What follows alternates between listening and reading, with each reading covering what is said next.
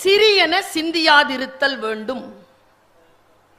சின்ன விஷயங்களின் மீது நிறைய கவனங்கள் செலுத்திக் கொண்டிருக்கிறீர்கள். இப்போ மழை பெய்யுது, மழை பெய்கிறது, வீடு ஒழுகுகிறது. எங்க வீடெல்லாம் ஒழுகிற வீடு தான்.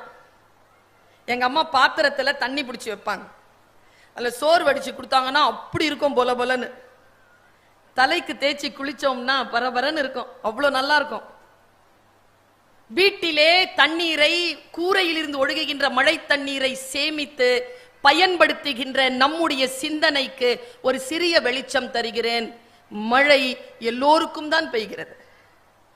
நாம் தான் கூரைக்குள் ஒழுகக்கூடிய மழை தண்ணீரை சின்ன பாத்திரத்தில் பிடித்து கொண்டிருக்கிறோம். கொஞ்சம் வெளியில வந்து பாருங்க, ஆறும் கடலும் கிணறும் நிரம்பிக் கொண்டிருக்கின்றன. அதே மழைதான். பாத்திரத்தை பெருசா வச்சுக்கிட்டோம்னா